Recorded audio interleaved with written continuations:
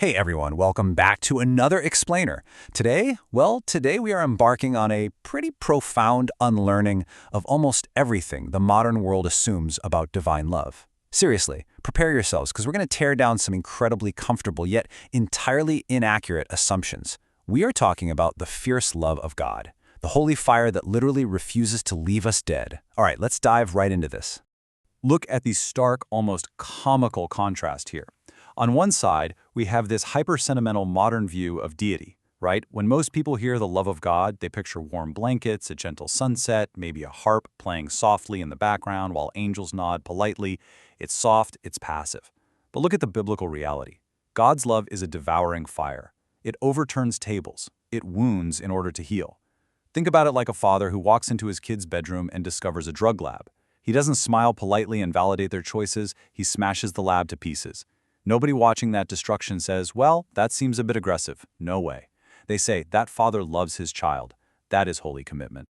Listen to the book of Hebrews, chapter 12, verse 6. For whom the Lord loveth, he chasteneth. Let's be real for a second. This verse would never, ever fit on a decorative throw pillow in your living room. It definitely doesn't sell well in the greeting card aisle. Yet, it completely defines true, relentless love. It's the kind of love that absolutely refuses to let the beloved self-destruct. Part 1. Covenant Fire and Holy Jealousy.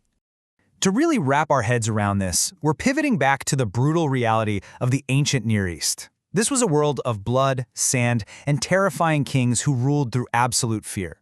When God revealed himself to Israel, he didn't just sign a casual, non-committal friendship agreement. He bound himself in a holy, protective, fiercely loyal covenant. To truly grasp this intellectually, we need to unpack a vital Hebrew word, hesed. It's often translated as loving kindness or covenant mercy. So the crucial point here is that hesed is not some fleeting, sentimental affection. It isn't a mood swing. It is a relentless, bedrock loyalty that simply does not quit, even when humanity completely and utterly fails. It is a love bound by a sacred promise.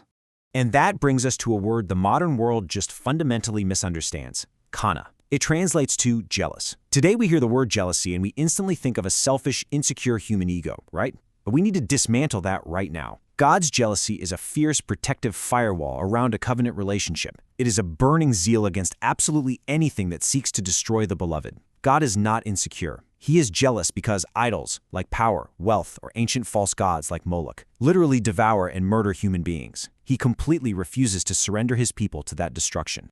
Which gives breathtaking weight to the book of Deuteronomy, chapter 4, verse 24.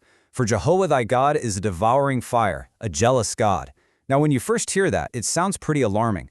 But the awe-inspiring truth is that this devouring fire is not aimed at the beloved. It is a declaration of absolute war against the cancer that seeks to kill the patient. Moving into the Greek New Testament, we encounter the term agape. Now, society loves to throw this word around to mean unconditional emotional warmth or, mere tolerance, but that is entirely too weak. Agape is a self-giving, sacrificial, covenantal force. It doesn't just indulge people in their brokenness, it operates with a holy power that actually resurrects them from the dead while actively destroying the sin that held them captive. Look at the authoritative truth in the book of Romans, chapter 5, verse 8. But God commendeth his own love toward us, in that, while we were yet sinners, Christ died for us. Notice the timing here. This is absolutely paramount. God did not wait around for humanity to reach some acceptable level of moral improvement. He didn't wait for us to clean up our act. He acted decisively with ultimate sacrifice while we were actively living as his enemies. Part 2. A God who pursues rebels. You see, the scriptures are not just a collection of disconnected moral fables. They are a unified story characterized by a profound tension. Humanity continually rebels, and God relentlessly pursues. You can trace this pursuit right across the timeline. In the Exodus, he forcefully rescues slaves from an empire. By the time we get to the book of Judges, well, let's be frank, the Israelites are acting quite literally like raccoons fighting in a dumpster behind a tavern, just making completely self-destructive, chaotic choices. Yet God rescues them again. And in the prophets, he continually sends warnings, not because he is a cosmic killjoy, but precisely because he loves them way too much to let them walk off a cliff. Listen to the forceful reality in the book of Isaiah, chapter 42, verse 13. Jehovah will go forth as a mighty man. He will stir up his zeal like a man of war. God is portrayed here as a warrior confronting evil head-on. Why? Because mild, polite sympathy cannot save a population of enslaved people. They don't need a motivational speech. They need dramatic, forceful deliverance. Part 3. The Cross. Love and Judgment. All of this historical tension leads us to the ultimate rescue mission. We shift our focus now to Calvary, the cross. This is the spectacular, earth-shattering moment where infinite love and absolute, uncompromising holiness spectacularly collide. We read the most famous verse in Scripture, the book of John chapter 3, verse 16. For God so loved the world that he gave his only begotten Son. We must speak this with fresh weight and utterly reject the dangerous myth that a nice, loving Jesus somehow had to persuade a wrathful, reluctant Father to be kind. No, the cross originates entirely in the Father's relentless, fierce love. This analytically breaks down the fundamental difference between man-made philosophy and authoritative truth. Every false religion on the planet operates on the premise that humanity must slowly, painfully climb upward to reach God. Christianity alone announces the breathtaking reality that God descended directly into our cursed, ruined death, absorbed the wrath of judgment, and conquered it from the inside out. Part 4. Jesus Christ, fierce love embodied. Jesus is not merely a moral philosopher teaching abstract concepts of divine love.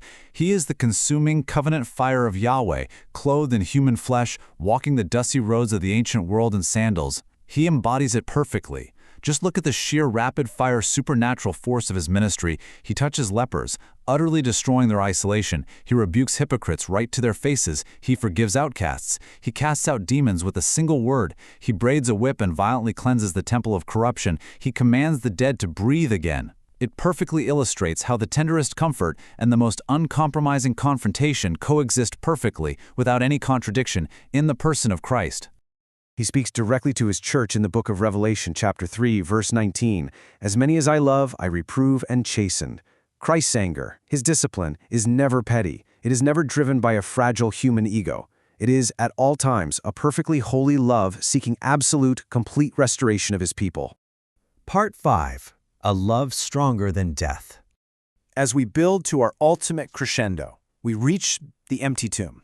The resurrection proves once and for all that sin does not win.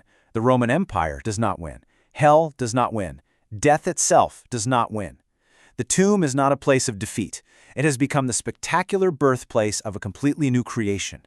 The book of the Song of Solomon, chapter 8, verse 6, declares reverently, "Love is strong as death." But in Jesus Christ, this fierce, covenantal, holy love proved to be infinitely, eternally stronger than the grave itself. And so we are left with this breathtaking, beautiful paradox. The majestic lion who rightfully judges all evil is simultaneously the innocent lamb who was slain for us. The consuming holy fire is the gentle shepherd who carries his lambs in his arms. The King of Glory, reigning over the cosmos, still bears the scars of his fierce love for you. So the question is, will you let this consuming fire refine you, or will you keep settling for the decorative pillows of modern sentiment? This explainer is a summary discussion. A link to the fuller discussion is in the description.